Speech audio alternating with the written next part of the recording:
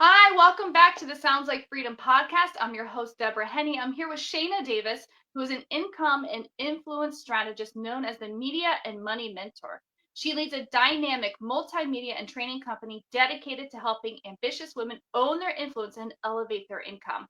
She offers specialized courses, events, and mentoring programs to equip women to build $1 million multimedia empires with a podcast at the center, and she empowers corporations to leverage their visibility as a business strategy.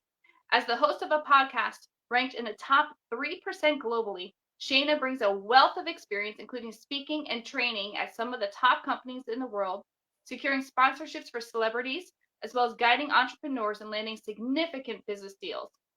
She has received multiple awards, published several books, and has been featured in over 500 media outlets, including the Wall Street Journal, Enterprise Women, Professional Women's Magazine, Fox, and Reuters. Welcome, Shayna. I'm happy to be here. All that means is just that I'm old. I've been at this a long time. That's all that stuff, that's all that means. But so you have quite a list there of things that you've done. Can you tell Mhm. us more about your story and your inspiration that kind of propelled you into this vision? Yeah, it wasn't my vision, that's for sure. I found that most of the things that I've done in the last probably, where are we, 2025 at the time of this recording, the last 10 years, nothing that I've done was what I wanted to do. Nothing that I've done has been what my vision was, but I noticed that nothing was wasted. And so I say that none of these things were what it was that I wanted to do, but when I look back at all the things that I have done, I've recognized that, and it sounds cliche to say like, oh, everything you've done prepared you for now. It really did prepare me for now. But I think that even though the specific things that I'm doing today or have done over the last 10 years wasn't necessarily what my vision was, I recognized that everything that I had done, I'm still doing, even if I'm not doing it in the same way. And I had someone, a pastor of mine, several years ago that told me that nothing would be wasted. But that's in the middle of when you're coming to somebody like, I don't know, I'm frustrated, I'm not clear, this is not working, I don't really know. I know that this is what God's calling me to do, but I feel like I've got to let go of everything that I am and everything that I love. Oh, nothing will be wasted. And you really just assume that they're saying that like just to pump you up and to be a cheerleader and make you feel better about what it is that you're experiencing. But no, legit, like everything I'm doing right now, nothing has been wasted, because I thought when I said yes to some things that I was going to have to by default say no to strategy and a lot of the other things that I'm able to still incorporate today. That's so powerful. And I just kind of want to go back to something that you said that, nothing that I'm doing today are things that I had envisioned or that I even set out wanting to do. Because I've heard some people say, well, God wouldn't tell me to do that because I don't want to do it. What would you say to somebody who says that? I would say that very seldom in many people's lives does the path that they take or where they end up be where it is that they want to be, but we know that God knows better, right? And so, like, I'll take myself for example. I never wanted to focus just on women. I've always, and it wasn't, some women that say that they're like, oh, because women, didn't treat them well or they didn't get along well with women. That wasn't my story. The reason why I never wanted to focus on women was because I never wanted to focus just on one gender or just on one race. Now, I'm not talking about like broadening what I do to the point that I'm like, oh, it's for anyone or everyone. But I was like, no, if this is the clear outcome that I help someone achieve, I never had a desire to focus on just one gender or just one race of people. And so with that being said, when the Lord told me in 2024 or 3 in 2023, like, I really want you to raise up an army of women. I was like, but I don't want to do that. Like, I sometimes throw my toddler tantrums for a good 4 or 5 minutes. Like, I don't want to do that. He also knows that I'll do whatever it is that he tells me to do. I'm always going to be obedient to the assignment, whether I want to do it or not. But no, I can't subscribe to the fact that, oh, the Lord's not going to give you something that you would not want to do. He has you placed in the earth for something very specific, and you don't choose what that is. And see, that's the problem, is that many of us that are in ministry, many of us that are in business, we've chosen, heck, even the people we've married, we've chosen what it is that we want for ourselves.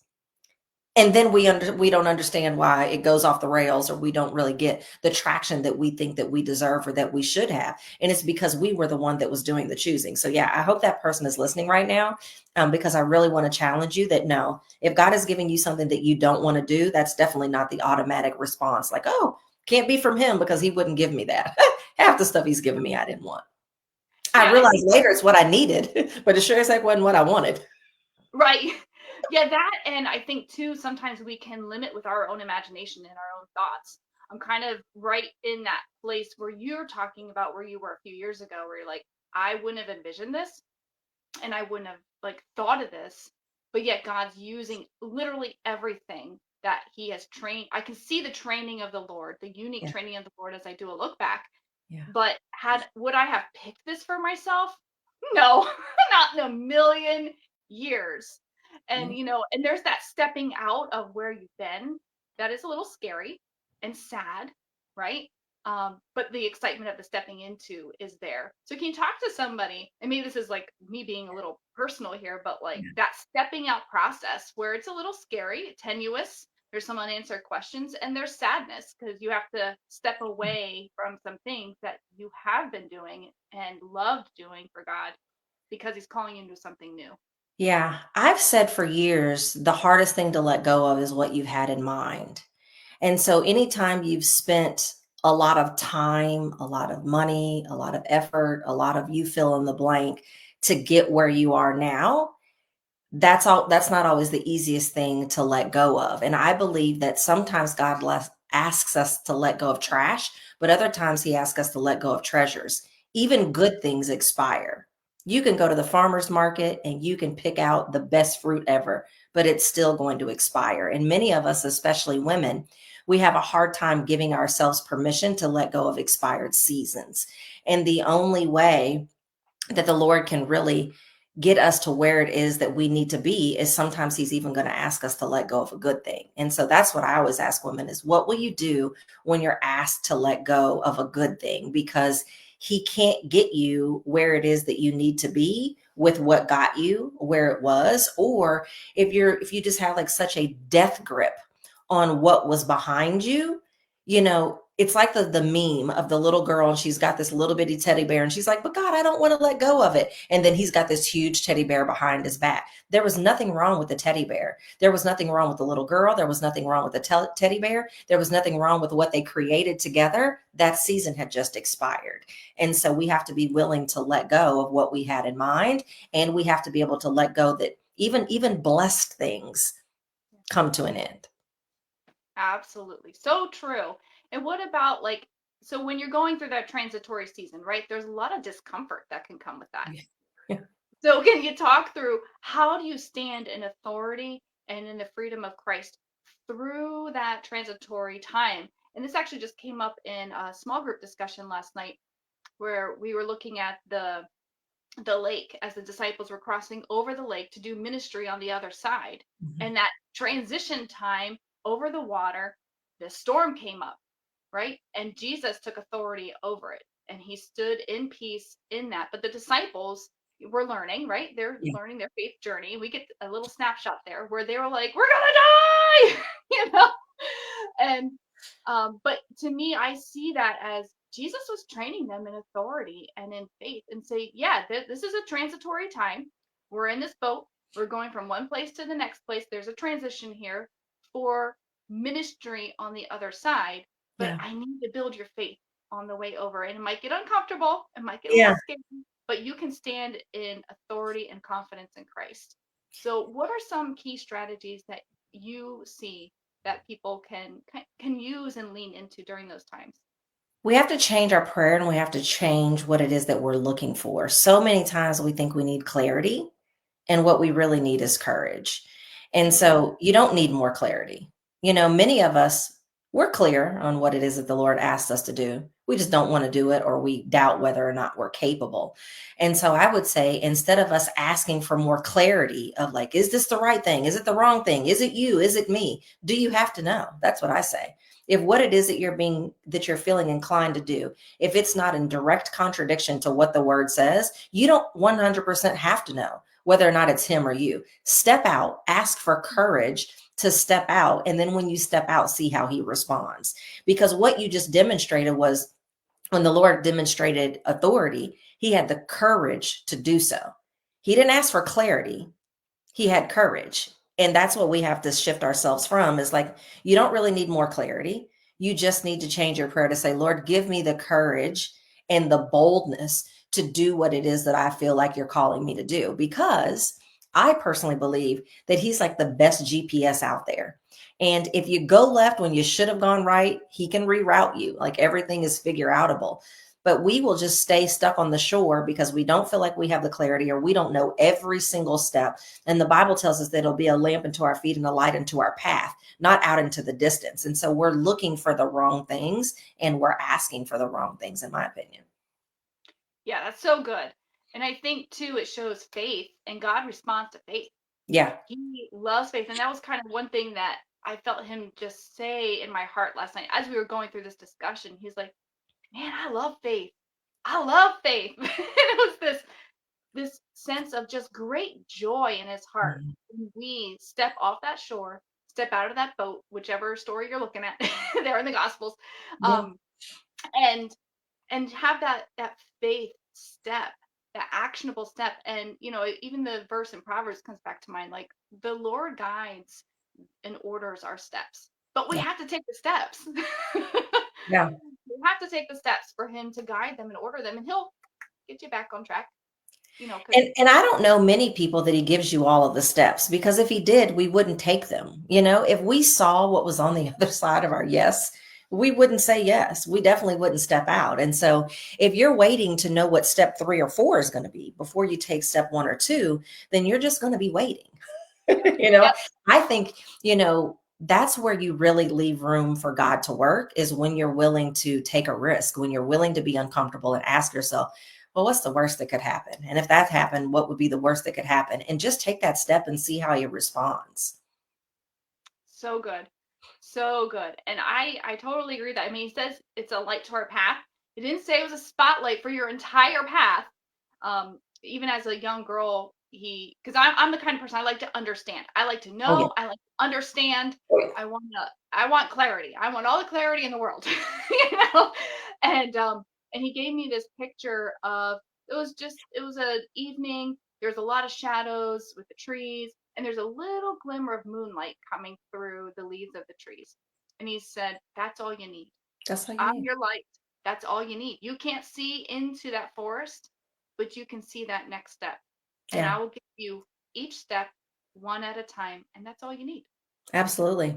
When he talks about being a light into the path, every step you take, you're still in the path. That's why I'm like, why do we, especially for those of us that are in business, you don't really know what you need way out there until you've done some of the stuff that you need to do now anyway. So it's like, and then by the time you get out there, it's probably going to be different. Let me just put it this way. When you're on step 1 or 2, what's at step 10? By the time you get to step 10, is probably not going to be the same as it is when you're at 1 or 2 anyway. So it's like, you're wasting so much time and energy and effort worried about step 10 when you don't even know what step 10 is really going to be until you get to step 9. So it's like, why do we do that to ourselves? Like, why do we worry so much about what is happening way out there, and then we mess up what has happened right here because we're taking missteps in this current section of our path because we're so worried about that. I think it's just women that do that. I've never heard men do that. Women, we got to get ourselves together. I don't know, but I know I do that. And I try to be like, my default, I should say, is like, oh, I see, step G down there. So I'm gonna start planning for step G, but I'm back at like B. Yeah. And You have then to plan. You have to be somewhat mindful. But what I used to teach when I used to teach business owners general business principles, I said 80% of your time, energy, and resources has to be on what you're going to do for this 90 days. Now, you have to be mindful of what you're going to do in the next 180 days or 365 days, but the bulk of your time, effort, and resources needs to be spent on this 90 days. And then when day 90 comes and you start over at 1, and 80% of your time, resources, and energy needs to be spent on this 90 days. And then you're still keeping mindful of what you're doing now to prepare for that. But we usually do it in reverse. We're spending 80% of our time focused on what's happening 365 days from now, and very little of our time on this 90 days, so that by the time we get to day 365, we've messed up so much and done so much of the first chunks of 90 wrong that then we question by the time we get to day 365 if we heard God correctly on day 1. So true. So true. And have learned that the hard way. Yeah. That's a t-shirt. But so let's say you have somebody and they're come to you and they're that visionary type, right? And they're like 365 days in the future. And you're like, hold up, you really need to focus 80%. Okay, so spend 20% of your energy and thought in the vision casting for the future. But right now, you're here, 90 days. How do you walk them through that? Kind of reel them in without popping all the bubbles, because we don't want to pop the bubbles, right? Well, define pop the bubbles, because I don't know that I don't know that I'm the mentor that's concerned about popping your bubbles if they need to be popped. I'm not the mentor. Let me just say this. I'm not the mentor to, how do I want to say this in a way that's nice? I'm just going to say it the way I want to say it. I'm not the type of mentor that's going to pussyfoot around and, be more concerned about how you feel than I am about you getting the results that you came to me to get. And that's another thing. Women are so concerned about how they want to feel. Oh, you made me feel like this and you made me feel like that. I'm not saying that somebody should be raggedy and mishandle you, but that's not the way business works. You can't be more concerned about how you feel than you are about what it is that you need to get done. If that's what you want, then go plant a garden and tiptoe through the tulips. But if you want to be in business or you want to be in ministry, you have to focus more on the facts than you do your feelings. So if I have to pop your bubbles in order to get you to focus more on the facts than the feelings, I'm willing to do that. And what I can guarantee you is that even if you don't like me or it during the process, you will be so thankful on the other side with the results. So when you say, how would I walk you through it? Well, it would depend on what we were working on. But number one, I'm going to make sure that you're clear on where it is that you're going and where it is that you want to be. Because my job is not to help you decide where you're going. My job is to help you get there with the least number of steps and the most amount of income. Because that's the other thing that we don't want to talk about, especially if we're in ministry. You can't impact anybody if you're broke. Which is why I shifted, because when you and I talked a couple of years ago, I wasn't talking about, how do you make income from your influence? I wasn't talking about all of the different things that you should do to create an economy for yourself. You know why I'm doing it? Because I had worked with women Christian leaders for so long that did not have the money to fund the visions that God gave them. And for years, I taught people, how do you land 5-figure, 6-figure, 7-figure deals? And I thought, you know what? I've got to get back to that, because what happens is that when we're visible, but we're not profitable, or we're seen, but not paid well, all of the visions that God gave us and all of the goals that he gave us oftentimes end up being underfunded, because we're not willing to think about, like, how do we get there with the least amount of steps possible, with the most effective steps possible, and with the most profitable steps possible. We've got to stop being scared of money, and we've got to stop being intimidated to have that conversation, because most of us, the goals and the visions that God has given us is big, and it takes money, and it takes more than just praying. They don't like that. It takes more than just praying. It takes knowing what to do and how to do it and being willing to do it. If you think that you're just going to sit on the sidelines and only pray about it, let me tell you what, that is a form of procrastination, and it's not going to work well for you. God is waiting on you to take a step. He's waiting on you to say, listen, I've given you wisdom. I've given you insight. I've given you resources. You've already prayed and I gave you that. Why are you continuing to pray only? I'm not saying don't pray. I'm married to a prayer warrior who's written a book on prayer. I'm not ever going to tell you not to pray, but I am going to tell you that after you've prayed and the Lord gives you something, you can't pray only as you're beginning to take those steps. So yeah, we probably just lost a lot of people and they logged off, but No, it's good, because we need to stand in faith. We do need to pray, but God will often give us strategies or Yeah. connections and Yeah. strategies that you need to take a step for and you need to steward wisely, right? Because, and I think sometimes, especially people in ministry, do get a little scared of the money word. Yeah. You don't want your heart to be attached to money. And we've seen ministries that kind of get more about the money than Yeah. about the ministry. I mean, I'm Agreed. just going to throw that out there. Agreed. I've seen that. But I think we have to stop thinking about money as our source, but as a tool. As a tool. Right? As I think that if we come at it that this is a tool God is giving me to steward, just like any other gift, like prophecy or teaching or whatever, I can use it and turn it around for myself, right? Any of those gifts, including money, or I can see it as a kingdom investment, as a kingdom tool, and turn it around for His glory. And Yeah. so it's not money, it's how are our hearts attached to it? How are we using it? How are we stewarding it? I think is more the issue Yeah. than whether or not we have, I mean, just for people in ministry, whether or not, you have money coming in. We need to have money coming in because it's a tool, as you said. My husband and I visited a church yesterday. And I had visited this church back in 2018 or 2017 or 2018. And since then, they've added on like 5 buildings. The place is huge. They have 3 services every Sunday that there's about 2,000 people in every service. And they're doing amazing things. Number one, they couldn't have built what it is that they built without money, but they couldn't have done the things that they're doing to have impact. They shared that there was a pastor in San Antonio, Texas, that was bivocational, meaning that he wasn't a full-time pastor because he still had to have a job. They were able to pay half of his annual salary so that he could quit his job and focus on full-time ministry. They were able to go to Cuba and spend the money to be down there. And they talked about the number of people that gave their life to Christ. So, when people tell me like they don't want to have the money conversation or they think that money is not important in ministry, it really makes me question what their vision and what their goal is. And oftentimes they're thinking so small.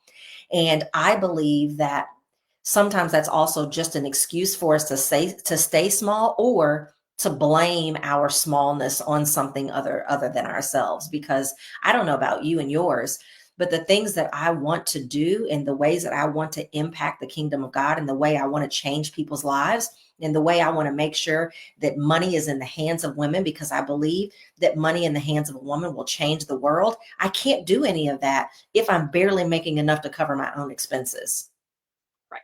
which is why I shifted and said, nope, I'm going to show people how you can make money. I'm going to show you how you can make millions of dollars. And if that scares you, then, you can do it your way. My mentor always says, you're always going to be the CEO of YOU. So you can choose to do it however you want to do it. But I want to teach people, especially women, and especially women who have a heart for ministry, how to make millions of dollars so we can change the world, so that we can show up to legislate policy change, so that we can do all of the things that are happening in the world right now that are contradictory to the word of God, and to be able to make change. Because guess what? Money still talks. It just speaks differently.